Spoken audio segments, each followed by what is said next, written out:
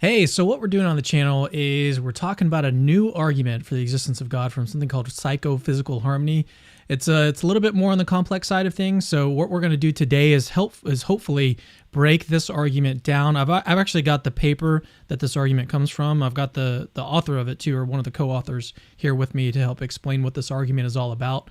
It's somewhat related to like a fine-tuning argument for the existence of God, but it's more along the lines of like a consciousness argument. So it's really, really interesting. In the title, I say that this is like a super strong argument. As I've studied this argument more in depth as of late to get prepared for this interview, I think that it is actually a really, really good and strong argument for the existence of God. And I think you're actually going to see that through the course of this interview. So as I say, I've got Dr. Dustin Crummett on with me. But before we get to him, I actually want to tell you about a couple free resources that we have linked in the description of this video. One of them was actually co-authored with Dr. Dustin Crummett called The Rationality of Christian Theism. It's a 60-page ebook we have for free. If you go to the link in the description of the video, you can get that. Then we also have the ultimate list of apologetics terms for beginners. It's a PDF of basically like, I think over 100 different apologetics terms that get used.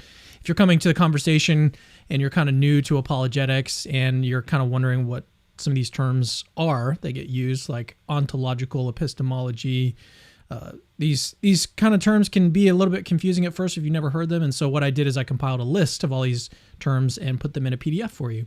And to find them, provided links to like the Stanford Encyclopedia of Philosophy, all sorts of great resources in there. And both of these are completely 100% free. Just go to the link in the description of this video.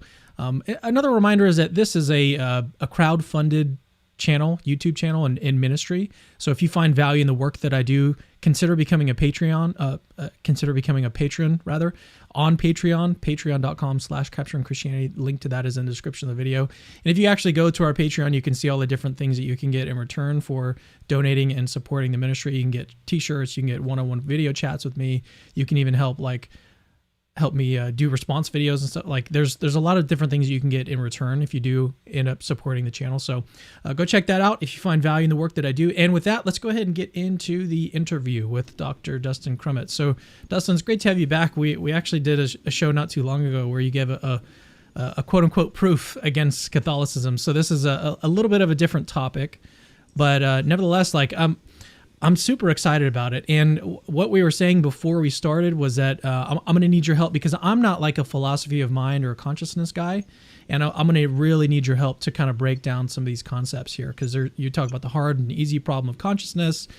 Before we were starting it, before we went live, we were talking about a posteriori, physicalism. There's a lot of different concepts that are involved in this argument that need to be fleshed out at a level where I think more people need to really understand and appreciate this argument. Even just setting it up, I think, is also difficult to really understand, like, what is psychophysical harmony? So, yeah. But yeah, I mean, you've been on the show enough times where I don't think we need to do like a long drawn out interview or introduction. Like a introduction. Yeah, sorry. My mind's all over the place. So I want to, let's get into the argument. Yeah. So just set it up for us. And then as you go along, I'll try. Oh, and then let me mention just one more time that I've got his paper where he spells out the entire argument linked in the description of this video. So you can actually like open it on your phone or open it on your computer and try to follow along as we go through it. There's obviously going to be a whole lot more information in the paper than what we can cover in an interview like this. And it's 100% free. Just go click on it. You don't have to pay anything. There's no paywall or anything to read the paper. So, yeah. But yeah, how should we begin? I think the best place to begin would probably be just to help us understand, how to understand the problem of psychophysical harmony. What is that, and how is it a problem for naturalism? Yeah, you're right. Some people, you describe it and it immediately clicks for them. Lots of people have a lot of difficulty seeing what the issue is. Yeah, I see, and I'm one of the guys in the latter camp. Like I initially, when I heard you on Emerson Green's channel, I didn't really understand what the problem was at first. It was difficult for me to see what it actually is. I will say it's the problem is not original to me and Brian Cutter, my co-author. The problem is something that is discussed in perfectly just mainstream secular philosophy of mind. And you actually find a number of atheist philosophers of mind discussing the problem and then kind of offhandedly saying, of course, if you believed in a benevolent God, that would solve the problem. But like, come on, and then scoffingly dismissing that and moving on. So even the thought that there's kind of a theistic argument here, we're not the only ones who have said that. It's just that we're the only ones who didn't say, well, but obviously God doesn't exist. Didn't kind of hand wave it away. Yeah. But yeah, we have. So one upshot of the difficulty is it would be good probably for people to read the paper. Brian's and my paper is coming out in Oxford Studies in Philosophy of Religion, but there's a preprint available freely online. I mean, basically the issue here is this. It looks like your conscious states, so your phenomenally conscious states which are such that there's something it's like to be in them, right? The feeling of pain, there's something it's like to feel pain. When you see a patch of red, there's something it's like to see the redness, and so forth. Those are phenomenally conscious states. The problem of psychophysical, what psychophysical harmony is the fact that these conscious states are correlated with physical states, with your behavior, that sort of thing, in ways that are rationally appropriate. So it's the fact that, for instance, pain and suffering are bad states, right? They're disvaluable, all else equal. And sure enough, we have a behavioral disposition to try to avoid them. That we call hedonic harmony. We are disposed to behave in rationally appropriate ways to the value of our phenomenally conscious states. There's another kind we call semantic harmony. So our verbal reports, our beliefs understood as like behavioral dispositions, those things match up with our phenomenal conscious experience. So for instance, right now I'm disposed to say, oh, there is a white cylindrical object in my visual field, and sure enough, I am having the appropriate phenomenal state, right? There's also a question about, is there something that it's like just to believe something or to desire something? Philosophers disagree about that. This is called cognitive phenomenology, I think. If you think that there is, then it's also the case that phenomenology, those conscious states, match up with my behavior in ways that make sense. So I believe that there's coffee in the kitchen. I have the conscious state of believing that. I have the conscious desire to get some coffee. Sure enough, all else equal, I'm going to walk into the kitchen and make myself some coffee, right? So that's what psychophysical harmony is. Now, you might think, well, what is the problem? That's all perfectly commonsensical, but it's important, first of all, that we get what psychophysical harmony is, and then we'll explain what the problem is. So does that make sense? Is it clear what it is? Yeah, the hedonic harmony was like the thing that kind of the light bulb went off in my mind when I read through that section in the paper, was just seeing that, with the good and the bad states and how you're disposed behavior wise to go and do things that are pleasurable, avoid things that are painful. That was really helpful to see the kind of. Another thing that was I suppose helpful was because in the paper you make two assumptions. You assume that dualism is true, and then you would assume causal closure of the physical. And those two are basically to help you see what the problem is. And then later on in the paper, you argue that you don't actually need those assumptions in order for the argument to work. But it is nevertheless, I think, helpful maybe to go through. And you were about to do that. So now we can discuss. Okay, having established what psychophysical harmony is, why is it surprising? Why isn't it just like totally? I mean, obviously that's how things work, right? Yeah. Exactly what the problem is going to depend on your philosophy of mind. And so we have to go through like kind of different views. But we argue that basically on all the leading views in philosophy of mind, except one that we think is super implausible, the problem still works. Okay. But it's easiest to see if we assume what's called epiphenomenalist dualism. Okay. So what is that? Dualism is the idea that mental and physical states are ontologically distinct, right? Your conscious states are not just physical states. There's something over and above physical states.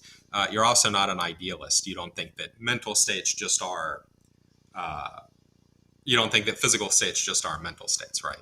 So you don't think mental states just are physical states. You don't think that physical states just are mental states. You think that these are two separate kinds of things. You're a dualist. And perhaps surprisingly, many broadly naturalistically inclined philosophers who are dualists are tempted towards what's called epiphenomenalism. So they actually believe that you have these these non-physical mental states, these non-physical conscious experiences, but they think they cannot affect the physical world in any way. They accept the causal closure of the physical, which is the idea that physical events always have exclusively physical causes or something like that. So they say, yeah, you have these non-physical mental states, but they say they don't impact anything in the world. They can't affect your behavior or what happens in your brain or anything like that. Okay. Now, dualists generally, why are people dualists about conscious states? Usually it's because of arguments like this. They think, look, it seems conceivable that the physical states could be the same, but your mental states are different. It seems conceivable that, say, God could make an individual that was physically like me, but didn't have conscious experiences, or had different conscious experiences while in the same brain state. And so it seems like the way that mental states are correlated with physical states could be different. Or people talk about inversion scenarios. Maybe your experience of color is like inverted as compared to mine. So we both see the same thing, but what it's like for me to see the color is different from what it's like for you to see the color. But it's sort of like your color spectrum is switched. So we're going to say all the same stuff. We're going to use the same words, but we're having different experiences, right? So people often are dualists because they think those sorts of scenarios where the physical is the same, but the mental is different, they think those are conceivable. And then there's some further argument that from conceivability to possibility. They think these are really possible scenarios. And because it's possible for the physical to be totally the same, but the mental to not be totally the same, the mental has to be something different from the physical. Okay? So usually dualists are going to agree that you could have the physical be the same and you could have the mental be different. And if we combine this with the claim that the mental doesn't make any causal impact on the world, then we can see what the problem is pretty easily. Because we're saying, look, it could have been that I had no conscious experiences at all. Or it could have been that no matter what brain state I was in, I just had the same conscious experience of like static, white noise playing and like a staticky visual field. Or it could have been that all of my pain and pleasure experiences were switched around. When I experience pain in the actual world, I instead experience pleasure in the inverted world, and vice versa. And the epiphenomenalist will have to say, if that was true, it would not make any difference to my behavior. It would not make any difference to anything in the physical world, because they say mental states don't affect the physical world. And so they have to agree there are possible scenarios where the physical is the same, but you have different mental states or no mental states correlated with your physical states. And they have to say, in that world, you would behave in exactly the same way. So in that world, I am, drinking the coffee and I'm having some awful experience, right? I'm suffering terribly when I do it, but I still say, oh, that's nice. Let me have some more. In that world, maybe my visual field is purely static, but I say, oh, there's this white cylindrical object in my visual field. In that world, maybe my belief in desire psychology is just totally random, but I still behave in exactly the same ways. And if you think about like all the different ways you can imagine mental states being correlated with physical states, they could just all be static, or they could all be a slightly different kind of static, or they could all be a slightly different kind of static, or they could all be warm bathwater phenomenology, or they could just, for any way you can imagine them being switched around, they could be switched around. It looks like only a very, very tiny fraction of the space is occupied by correlations that will produce harmony. And so it looks like the epiphenomenist dualist should be really surprised by the fact that harmony obtains. And in fact, epiphenomenalist dualists often are really surprised by that. That's why this problem is discussed in the philosophy of mind literature. And we say, okay, this is a state of affairs that is immensely unlikely intrinsically. Only a tiny, tiny fraction of the possible correlation patterns are harmonious.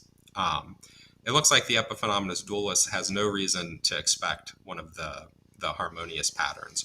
Or if anything, you might think they have reason to expect a disharmonious one, because those are going to be simpler and, and so... Are you about to get into like how this might be evidence for theism? Yeah. Before we do that, would you mind if I give you I was, as you were talking, I was thinking about coming up with a kind of analogy that would help see what the problem is. So let me know what your thoughts are on this. So suppose that like one analogy you might have is you're driving a car. Okay, so the person in the car is supposed to represent the mental states. The person who is actually driving, those are the mental states. The car is the physical brain. Okay, there's the physical states. And what we're saying here is that if you assume that dualism is true and that causal closure is true, that means that there's no like in this scenario, in this analogy, there's no steering column. Okay, you still have a steering wheel, but there's no steering column that is moving the wheels where you want to go. Nevertheless, what we find is that when you turn the steering wheel to the left, the wheels on the car turn to the left, even though there's no steering column. Right? There's nothing that's connecting the mental to the physical. So even though there's nothing that connects the two, when you turn the steering wheel, the wheels still turn, and that's an example of a harmonious state between you and the car, and the steering wheel in the car. Yeah, that's a good analogy. So you think there's no causal connection between what I do with the steering wheel and what the car does, and yet every time they match up. You would be dumbfounded by that, right? What explains it's that, like right? What explains the fact that when I turn the steering wheel, the tires actually do turn to the left or whatever. Right. Yeah, exactly. Again, people discussing this problem often will say, well, of course, you could solve the problem by saying that there's a benevolent God who values harmony. He likes it when we have, rational beliefs that match up with our experiences. He likes it when we inflict nice experiences on our loved ones instead of accidentally inflicting horrible experiences on them, and so forth. If harmony is valuable in some way, then God would have at least some reason to want harmony to be instantiated. And so it's at least not wildly surprising that we see this on theism, but gosh, it sure does seem wildly surprising that we see it on epiphenomenalist dualism. And so it looks like if you think about this in Bayesian terms, okay, this is much, much, much more likely on theism than on sort of naturalistic or atheistic epiphenomenalist dualism, at least if we're talking about some standard kind of atheism, right? Then it's going to be really powerful evidence for theism. And so that's where the argument comes in. And again, people in the literature who this possibility occurs to them, who are atheists, often grant that that's true. Hmm. It's just that they then say, well, but of course, there's all this evil in the world, and that shows that God doesn't exist, and so there must be, they give some independent objection to theism, and you can talk about whether the independent objection is good or not, but they actually agree that okay, this is good evidence. I just don't think I think it's outweighed by something else. Yeah, and so you're saying that psychophysical harmony is something that you would expect God to do. So, given theism, psychophysical harmony is not too unexpected. The Yeah, likelihood of that it's at is least fairly not high. baffling, right? Like if God Yeah. creates a person and then they behave in ways that make sense and that they accurately report their mental states and stuff. You're not going to be like, why did he do that? That's completely mysterious. Like you can see, okay, that's not so surprising If that's someone how. designed, yeah, if someone designed the car, it's not too surprising that when Yeah, you turn the wheel, that the wheels are going to turn yeah. too. I mean, it's a little tricky in the car case because if we stipulate that there's no causal connection, you wonder, Yeah. well, how did they know when I was going to turn the wheel and stuff, right? Of course, epiphenomenalist dualism, it's weird because you say that there's no causal connection, but you can at least say, well, God would be able to set up the laws in such a way that this connection would obtain. Hmm. Um, you might think, I mean, the natural thing in the car case would be to say, oh, so it must be that there is a causal connection between the steering wheel and the turning of the wheels, right? And that's one thing you could say is you could say, oh, Like maybe what this dualist shows, interactionism. yeah, maybe what this shows is that interactionist dualism is true. Um, and to that we say, and we could go with the car case. It's not true that just any causal connection between the steering wheel and the tires will generate harmony, right? Hmm. It could be that you turn the steering wheel and all that does is like make the tires vibrate a little bit. Or it could be that you turn the steering wheel and it makes it go the opposite way, right? And you have terrible disharmony and you crash. Or it could be, there are vastly many possible causal connections. It's only if there's a very particular kind of causal connection that saying that there's a causal connection between the steering wheel and the behavior of the car helps. And of course, well, why is there that causal connection rather than some dumb one? Well, because the people who made the car wanted you to be able to steer the steering wheel, right? Yeah. In the same way, we say, you can imagine worlds where just all sorts of things, your mental states have some effect in the world, but it's just some, maybe it just causes your brain to vibrate a little bit, or it causes you to do some disharmonious thing or whatever, right? It's only if they have the right kind of causal effect, if like the causal laws governing their interaction with the physical are set up in the right way, that's going to produce harmony. And so just like the steering wheel in the car, well, obviously that's because the designer set it up in the right way. We suggest the best explanation, or we suggest there's a good Bayesian argument from the fact that we have the right kind of causal connection to design. Hmm. One of the objections that came up in my mind as I was reading through it, especially to hedonic harmony, was that, well, what if in some sense like these laws, these psychophysical laws, are necessary? Like, what if there's a necessary connection between the pain that you experience on the one hand and the bad physical, or I'm getting this mixed up, but Yeah. you see what I'm Yeah. saying? It's like, what if these laws, these psychophysical laws, are necessary in some sense? And we even talked about a little bit like Graham Oppy's view that the modal landscape is where everything kind of ties back into a necessary foundation, a necessary source that so you can have these necessary laws, even maybe psychophysical laws, and that's so there's no further explanation that's needed. It's just like the relationship between the mind and physical is just one of necessity. Yeah. So here there are two ways that this could go.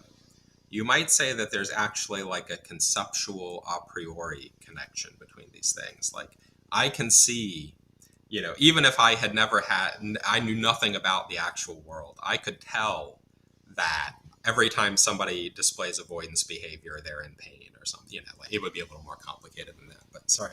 Hmm. Um, uh, you can actually like see that the things that I said were conceivable earlier, you know zombies and your mental states being switched around, you might say, no, actually, that's all literally inconceivable. I have no idea what you're talking about. And that view would resolve the problem. But that view, we say, I mean, that's just not true. And most philosophers of mind agree with us, actually, including most physicalists, and most people aren't dualists, don't have any religious agenda, whatever. Okay. The other thing you might say, and this is what Graham Oppy is saying when he talks about, the natural laws being necessary or whatever. You might say, okay, I agree. These other things are conceivable. If I didn't know anything about the world, they would be epistemic possibilities. I would say, yeah, for all I know, it could be that people are philosophical zombies, or that this inversion scenario happens, or whatever. It's just that, in fact, it's necessary that it's like a metaphysical necessity that they're correlated in this way. And it's a little bit, I mean, this is, I think, the natural response to Graham Oppy. If you think about, say, like the Graham Oppy style response to fine tuning, you say, look, there are all these imaginable natural laws and values for constants and things. Only a tiny percent of those, or only a tiny fraction of those generate life. So isn't that an argument for theism? The other person says, oh, no, because it's necessary. You might say something, well, isn't it lucky that, I mean, it can't literally be lucky that that's the necessary thing if it's necessary, but doesn't it feel like, wait a minute, it's weird that like the really fortuitous thing happened to be the necessary thing, right? One way to think about this is this. Merely saying that the laws, whatever they are necessary, that does not predict fine-tuning, right? Because it could just as easily be that the laws are necessarily a way that epistemically. Yeah, right. As an epistemic matter, merely saying, oh, it's necessary, doesn't actually have any impact on anything. Because it could, if you imagine like every conceivable set of natural laws, well, any of those, if you just say one or another of them is necessary, well, that doesn't tell you anything, right? On the other hand, if you say, oh, no, what I mean is the actual laws, a finely tuned set of laws, that is what's metaphysically necessary. Then what you've done is you've taken, like if you think about like you distributed your epistemic probabilities across all these different possibilities, you find that your theory doesn't predict the data. So you just pick one very specific one and say that's it. Now you can predict the data, but at the cost of a big hit to prior probability.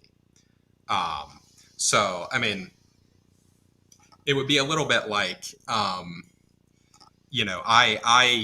every time I'm getting like 4 aces while we play poker, and I say, well, no, my theory is that the cards are being dealt fairly. Yeah. Well, just forget about necessary. I say, my theory is that the cards are being dealt fairly. And you say, but that's really unlikely. It's much, it's like, we have this alternative hypothesis that explains what's happening so much better, that makes it so much more likely that you get good cards every time. And I say, oh, wait a minute. No, this is my hypothesis.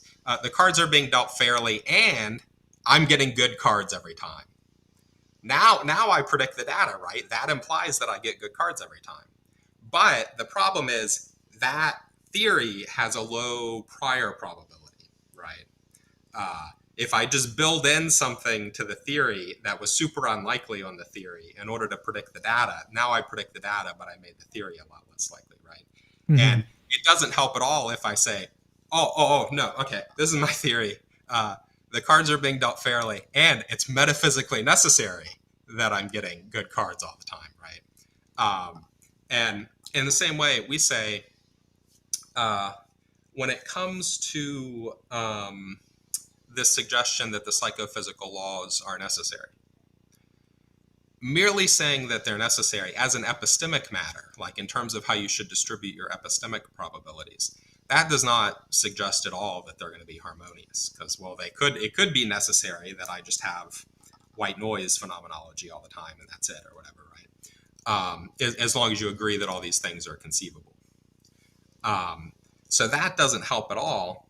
If you then say, okay, well, my theory actually is it's metaphysically necessary, and it's metaphysically necessary that the laws are harmonious. Okay, now your theory does predict that they're harmonious. But Mm-hmm. that's a little bit like where you just build the cards being dealt fairly into your theory, right? Now it does predict the data, but it predicts it because you just built the unlikely thing into the theory. And that lowers the intrinsic probability because now there's a probabilistic tension between two elements of your theory. So that's what we say about that. That it doesn't look like it actually helps from the perspective of epistemic probability to say these things. Or I mean, you could imagine,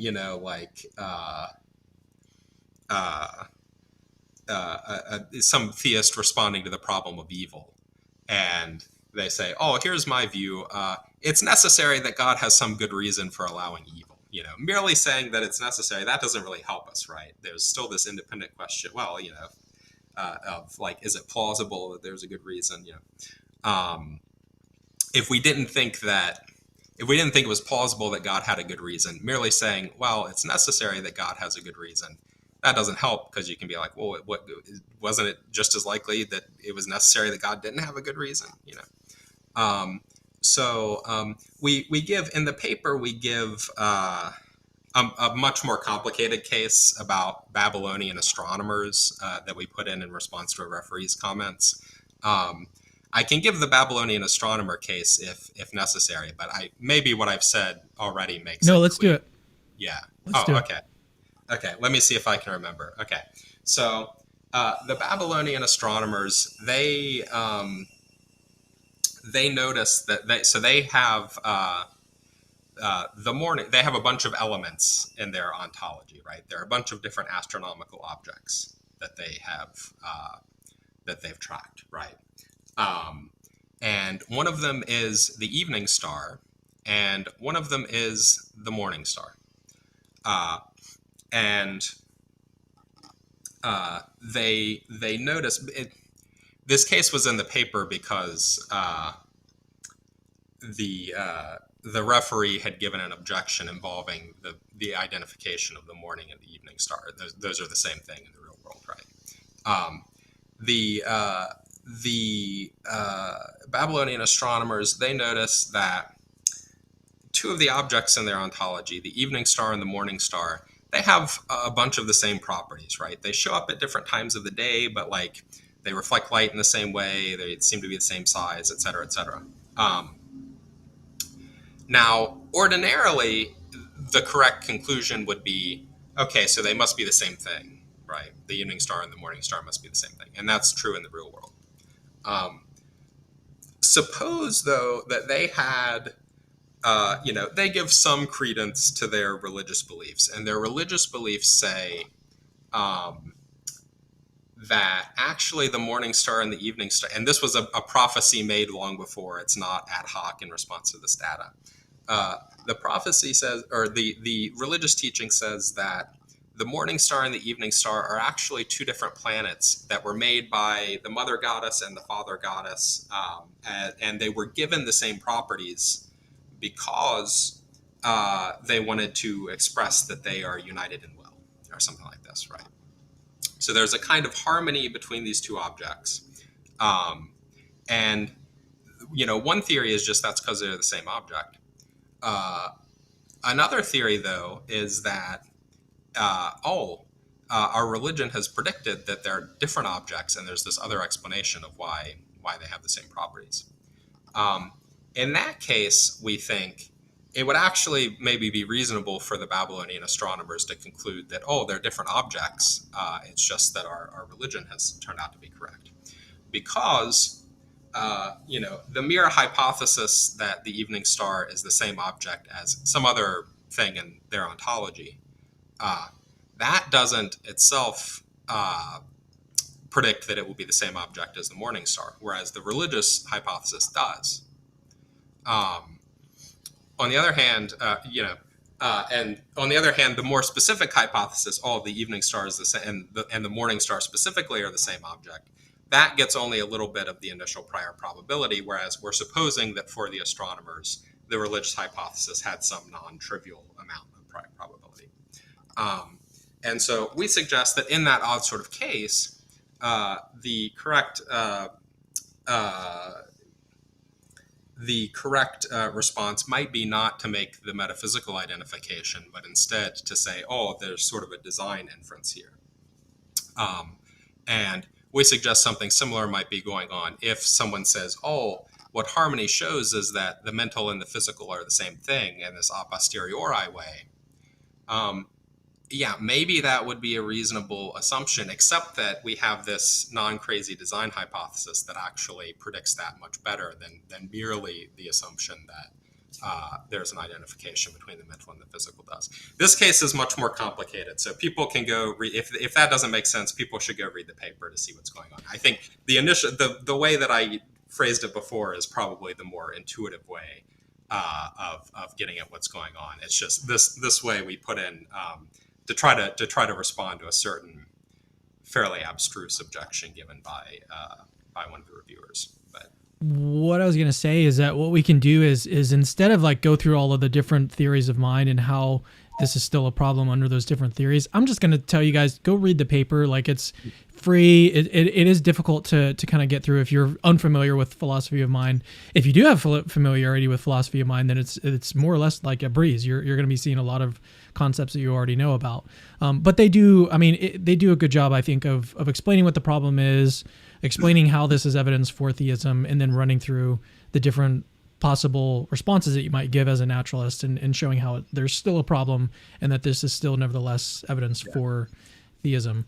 yeah, And I think that what we, oh I was going to say, I think what we should do, focus the rest of our time on, is instead of going through like the other parts of the paper, just turn to some questions, because we've already had a few sent in. So we can do that. But go ahead and continue what you were about to say. Oh, yeah, I was going to say, we talk about idealism, we talk about panpsychism, we talk about different forms of physicalism, and try to argue that, except for the a priori physicalist view that says, no, these other scenarios are inconceivable, I could tell without knowing anything else that pain just is this brain state or whatever. Except for that view, the argument works on all the leading theories of mind. And the significant majority of philosophers of mind accept one or another of those. So, what I was going to ask you is how strong do you think this evidence actually is? Like, I mean, in the paper, you guys don't really put like a number on it or anything. You just say this is really good evidence, or this like it's strong evidence. How strong do you think it actually is? Like, how much more likely than atheism does this? Is this? Yeah, I think it's. I mean, I think the evidence is very, very strong. I think, I mean, there's sort of, you might distinguish between like within and like internal and external uncertainty. Like, if the model we're using is correct, how strong is the evidence? And then what is the evidence that I've just made some mistake, right? If you're trying to predict a presidential election, maybe your model says, oh, it's 60% likely that this person wins. But then you also have to think about what's the odds that like my model that I'm using to make this prediction is wrong. I think that psychophysical harmony, if Brian and I are thinking about it, and these other philosophers of mind who see it as a problem, if we're thinking about it in anything like the right way, it's just so unlikely that it would arise without, without some kind of explanation that doesn't fit into like the ordinary naturalistic view of the world. Maybe it wouldn't have to be God. Maybe it could be some other kind of supernatural explanation or some sort of, I mean, there are things that like are not ordinary naturalism, but are not theism, right? But without something like that happening, I think it's so unlikely that it's just a massively powerful argument.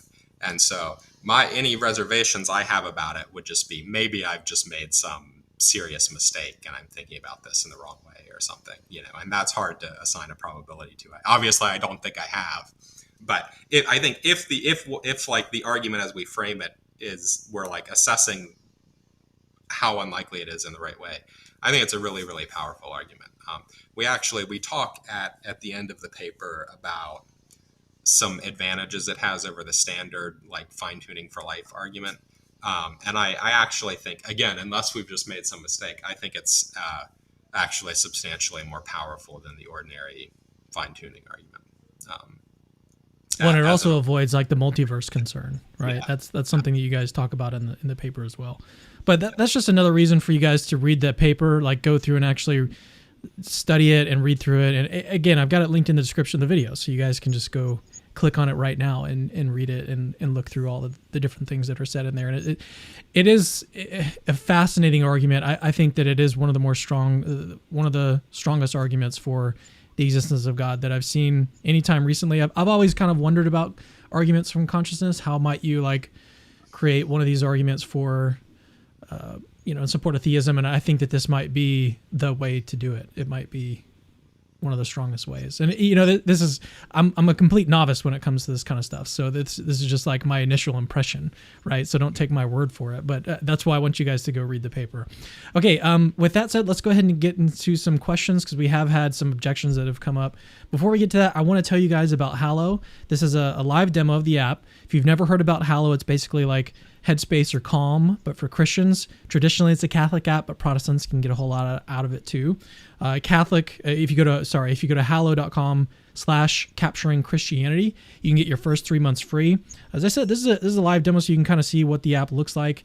The main way that I actually use the app is through listening to music, so Catholic lo-fi, traditional chants, and even though it's I don't know, I do want you guys to go actually check out the app for yourself. If you've heard me talk about this app in the past and you're like, okay, yeah, just get to like the content, go try it out for yourself. You can get your first 3 months, like I said, completely free. hallow.com/capturing Christianity. One thing that I've actually been doing on the app recently is listening to, they've got a section. Let me actually scroll down here and find it. Daily Miracle is the tab under meditation. And they've got all of these different miracle reports that they go through. And it's really interesting to like, as someone who is kind of skeptical of miracles, just like I don't take every miracle that I hear at face value. I want to actually hear, okay, well, what's the documentation for that miracle? And in some of the cases that I've heard, there is actual documentation here. So that's one really cool thing about this app actually that surprised me was, in addition to like the meditations, the stuff that can help you with sleep and music, there's some like miracle reports in here. That's pretty cool. Go check it out. hallow.com/capturing Christianity. Link is in the description for you guys, convenient, so you can go and click it and take advantage of it. All right, so now let's get into some Q&A. So the first question that was sent in was from Sygart. He says, how do you answer the objection that evolution tunes the connection between mental and physical states to produce harmony based on natural selection? For example, liking pain could be fatal. Yeah. So this is an objection that comes up very often. It's an objection people often have. I don't think that it has any real force. It's easiest to see if we just suppose up a phenomenalist dualism again, right? So mental states are distinct and they have no causal influence. It's true, obviously, if you like pain and like given which things are actually painful, then you're gonna have a bad time in terms of reproductive fitness. But the suggestion here is, suppose that different things were painful, but this made no causal impact on your behavior. Suppose that reproduction is extremely painful here, but like the fact that we switched around the pain and pleasure states, that doesn't have any causal impact on your behavior. Then in that world, liking pain is extremely, extremely beneficial to you, right? The thought is, if the physical is causally closed, you're going to behave the same way no matter whether your pain states and your pleasure states are inverted, no matter whether you have no conscious states, no matter whether your conscious states are only white noise. And so really what matters is that you be like behaviorally disposed to pursue the reproductively fitness enhancing things. But it doesn't actually matter whether those are pleasurable or painful or nothing on epiphenomenalism, because that doesn't have any causal impact. Now, when it comes to other views, suppose we're interactionists, I said in order for things to be, for that to produce harmony, you have to have the right sorts of causal connections. Um, we can say the same thing. Interactionism solves the problem if it's the case that pleasure is causally related to the physical in such a way as to produce pursuit behavior, and pain is causally related to the physical in such a way as to produce avoidance behavior, and blah, blah, blah. But again, that requires a kind of fine tuning. So basically, yes, given the actual correlation, beings that pursue the things that are actually painful will not be reproductively fit. But there's a kind of harmony that has to happen in terms of the correlations and the causal connections, if there are any, in order for that to be the case. Does that make sense? What I said? Yeah. Yeah, for yeah. sure. And it actually made me wonder about the how your argument relates to the evolutionary argument against naturalism. Do you want to talk about that for a little bit and see kind of like what the similarities and differences are? Yeah. Yeah. So it's not an epistemological argument. It's not any kind of skeptical threat argument or anything like that. I do think, okay, so there's a question about beliefs and desires and those sorts of things, about whether whether those things are functionalizable or not. I mean, on one view, having a belief just is being disposed to do certain, it's having like a certain functional structure. It's, the belief that there's coffee in the kitchen just means that I'm disposed to get coffee if I have a desire to get coffee, and I'm disposed to say that there's coffee in the kitchen, blah, blah, blah. And I think that functionalism about states like that is much more plausible than functionalism about conscious states. And so the evolutionary argument against naturalism, the way that Plantinga portrays it, what you need is like belief content to be something that's non-physical, and you need it to be epiphenomenal. This is the ultimate, the most developed version of his argument. That's how it works. And if you hold those beliefs, then it might look kind of similar to our argument, except that he's portraying it not as a Bayesian argument for theism, but instead as a kind of skeptical threat argument for why naturalists shouldn't trust their beliefs. But otherwise, I think it's quite different, because what we're focused on is specifically conscious states, not intentionality, not belief content. And what we're focused on is not just do these things, line up with the external world, it is whether they line up in the external world, but it's in a much broader sense than just you have true beliefs. It's also, are you responding appropriately to these external things and that sort of stuff. So, yeah, there is a certain similarity. It's just I think the philosophy of mind claims that we need to get our argument off the ground are, at least to me, they're significantly more plausible than the ones that Plantinga needs. And the structure of the argument is different because it's a Bayesian argument for theism, not a skeptical argument. So, Yeah. Okay. Yeah, I think that's fair. All right, let's move on to another question. This one is from Mintat1231. Would it help to say that concepts like pain can only be meaningfully deployed at all if there are normal behavioral criteria for ascription? So could the concept be meaningfully deployed? Maybe has some kind of epistemic component, or some kind of, the rules for deploying a concept have to be public or something like that. I think it's false. I think that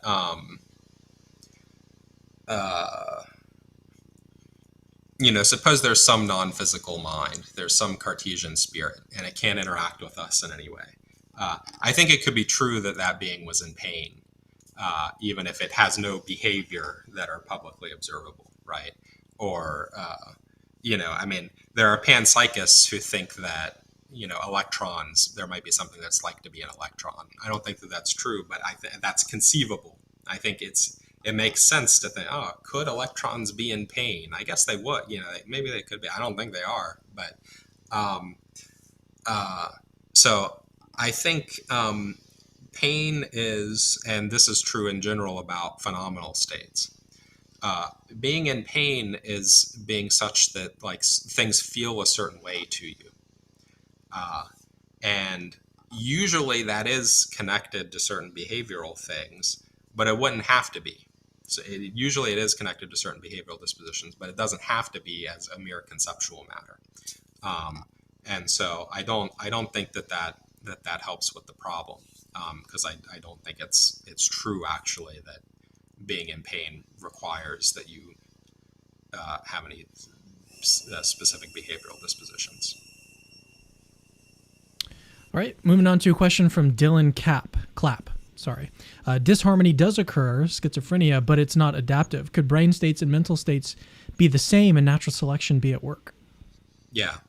So there are situations where something is not working properly and you have disharmony. And then you have the question about, that's sort of a problem of evil question, I guess. But I think, and this is going to be similar to what I said to Sai, that the harmonious states are the adaptive one. That requires fine tuning at the level of, the correlations between the mental and physical and the laws governing any interactions that they have. So, yeah, I agree that in the actual world, disharmonious states are not going to be adaptive, but that itself is something that is part of what stands in need of explanation. All right, another super chat from Joy Moy. Sorry if I've mispronounced that. What would a world look like with psychophysical disunity? I'm not sure that if we flipped pleasure and pain, we would not just view pleasure as painful and pain as pleasurable. Is this testable? Yeah. So this might be similar to what we call the contingent normative rules explanation in the paper. So some people think, oh, actually, pleasure and pain are not good or bad just in virtue of how they feel. They're bad because of how we respond to them somehow. So the fact that we pursue pleasure is actually what makes it good. And the fact that we avoid pain is actually what makes it bad. Now, Brian and I have a couple of things to say about that. One is that doesn't seem to be true. So again, if you imagine like a disembodied mind that actually has no behavior, it's not hooked up to anything, it can't have any causal impact on the world, but it is in like constant agony. We say that would be bad for that mind. At least if we hold fixed like it's total phenomenology, right? There are cases where somebody feels pain and they're like, oh, that feels good, like sadomasochists and stuff, but something else about their experience is different when they're feeling the pain, right? So we say, if you're in a state of total agony, whatever, like the feeling of that state makes it bad. It's not the fact that you have some other behavioral disposition. But another thing to say is, hedonic harmony is just one of, sorry, somebody's coming by with a leaf blower or something outside, but hedonic harmony is just one of multiple kinds of harmony that we talk about, right? So this wouldn't affect, say, the semantic harmony point. The fact that I describe, the cylindrical,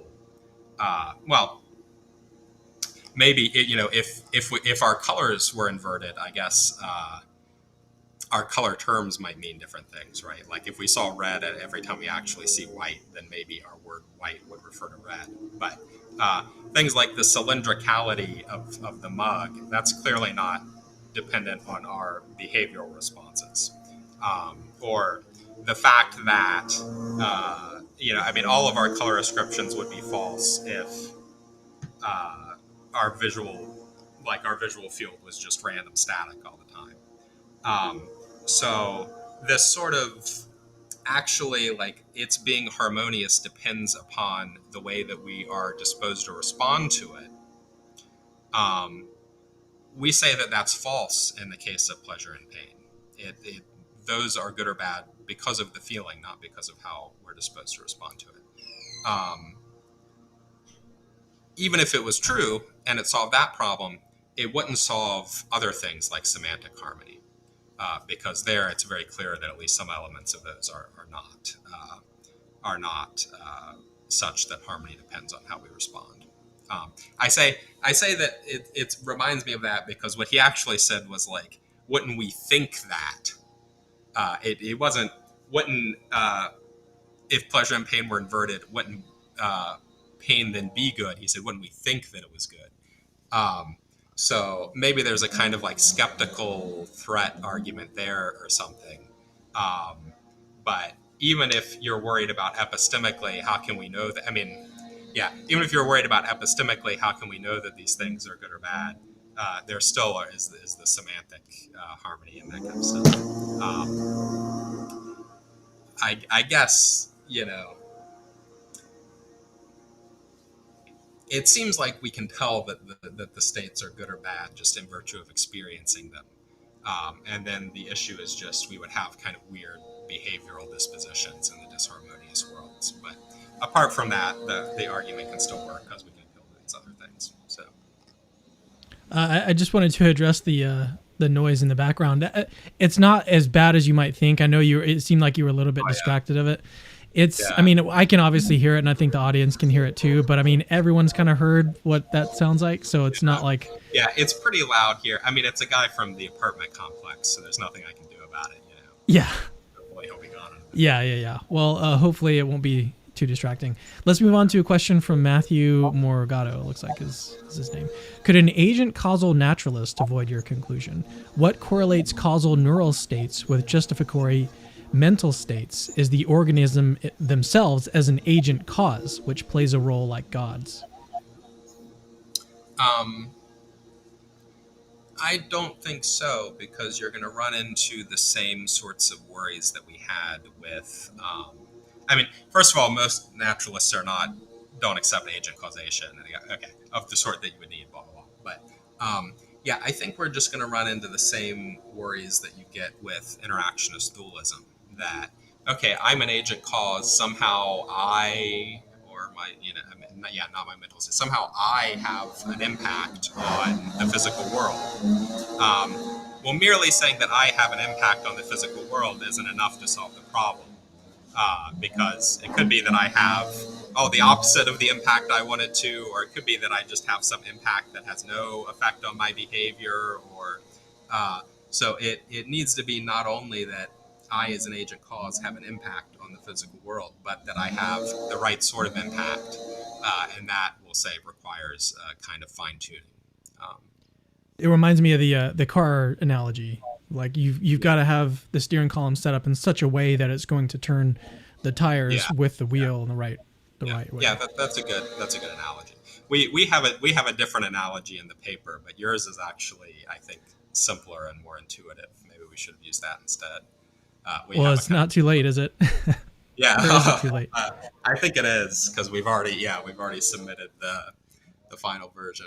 But well, I don't anticipate that this is the last time that you'll be asked to talk about this. So yes, that's true. So feel free in the future to use it. We do have some more questions. How much time do you have with us today?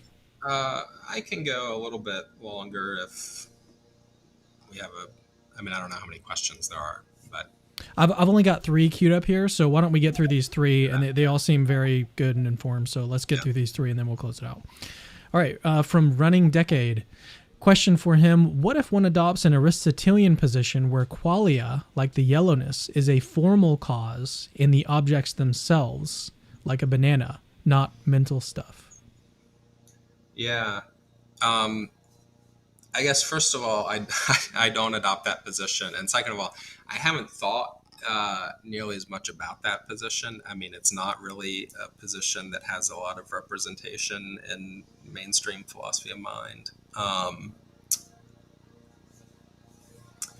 Yeah, so maybe, okay, I'll indicate my suspicion that we can regenerate the problem in that case. but I would probably need to think more about it. So I should probably just think more about it rather than saying something kind of half-cocked. So yeah, my suspicion is that the problem can be regenerated, but I'll need to think more about exactly how to do that. Yeah, I should talk to Brian about that. That's a good suggestion. We should have something to say about that. Good. Yeah, that's good. That's progress. All right. So Nidimus, how do you test the possibility of arriving at different psychologically produced events, i.e., replicating mental state to a quantum level and seeing another choice made?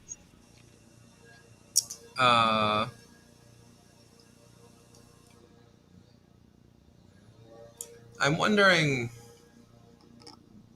I don't know, can you see how this, I mean, I think I understand what's being asked. I'm not sure that I see how it affects the argument. Can you see how it affects the argument? It almost seems like the same kind of question about like agent cause. It seems like there's a, how do you test the possibility of arriving at a different psychologically produced event? So it seems like we're kind of still wanting to make a connection between some agent and. Yeah, I mean, so it's important to get, our argument is, I mean, if a psychologically produced event is like a non-physical conscious state causing something to happen in my brain or whatever, like causing me to make a different decision or behave in a different way, it's important to get, our argument is compatible with that not happening, and it's compatible with that happening. So like, how do we test the possibility? That's an interesting question. Maybe we can't, because our brain is too complicated and you can't actually predict everything that's happening in it. And, if you tried, you'd have to cut up the person's brain, then obviously nothing would happen. But I don't think that it makes any difference to our argument either way, like whether that happens or how often it happens, because any view about mental physical interaction, we say the argument can still work. All right, last question from Zanet Piertese. Sorry. Question: did you look into the autistic mind in your theory, since they experience the world so differently? For example, seeing a third picture of a 3D picture of a 2D image, hearing wider frequencies, no filters, etc. Yeah, we don't talk about that explicitly. I mean, a lot of those things would not be disharmonious. Hearing wider frequencies, say, that's not disharmony. That's just picking up on something that other people don't pick up on. If there are, I mean, I don't know, I'm colorblind. Maybe that produces like a kind of disharmony because I run things together. Well, even is that disharmony? Maybe not, because just failing to make discriminations that other people can make is not necessarily disharmonious. But yeah, I don't know. I mean, we would need to look more into like what's going on with the sensory faculties in these cases. It might be that it's nothing that's relevant to our argument because it's not actually introducing any disharmony.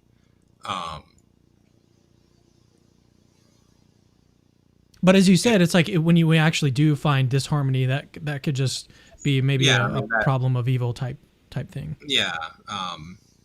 Yeah. Or, I mean, I don't know. I guess lots of autistic people are just fine with how things are for them. So it might not even be a problem of evil thing. Maybe it would just be a case where, well, in this instance, disharmony is just a difference, but it's actually not bad in the specific instance, yeah, I mean, it's interesting. I think there are things to be thought about there, but we didn't look into them a lot. Yeah, fair enough. All right. Well, Dustin, I think that what this was is a helpful addition to like the literature that, or this isn't literature what we're doing here, but it's a helpful introduction, I think, to this piece of evidence for theism. And I would also let me point you to Emerson Green's interview that he did with Dr. Dustin Crummett, because in that one, I think that they do go a little bit deeper than where we went today. So that was another, and I think it's last time I checked, it was only at like 600 views, but it needs a whole lot more. So go check that out. I'll provide a link to it in the a pinned comment up here as well. So I have my own YouTube channel, which is just my name, Dustin Crummett, where I may make my own video about this at some point. Oh, Recently you I need did. to. Yeah. And then I've bring done some Brian other, on for it. yeah. Oh yeah. Yeah. That would be a good idea. Yeah. Yeah. So I might do that. I've done some other philosophy of religion-y stuff there lately. I did an interview with Dale Allison about his religious experience book. I watched that whole thing. It was good. Oh yeah. Yeah. Yeah. Yeah, I had a debate with Graham Oppie and Kenny Pierce a couple weeks ago. So there'll be some general philosophy and ethics and that kind of stuff on there, but also some philosophy of religion. So people might be interested in following that. Yeah. So go check out Dustin Crummett on YouTube. Yeah. No, I think that you definitely need to make that video. That needs to be like one of the number one things that you focus on in the upcoming months. It'd be a good idea. Dustin, it's been great to have you back, and I hope you guys got a lot out of this today. Again, go read the paper. Like it's linked in the description. Go read it, get something out of it, and then comment below. I'm sure that I don't know how often you check comments, Dustin, on the videos that we make together, but you might be interested. It depends. It depends. Yeah, well, in this one, you may be interested. I mean, some of the objections, some of the questions that were posed in the live chat seemed pretty good.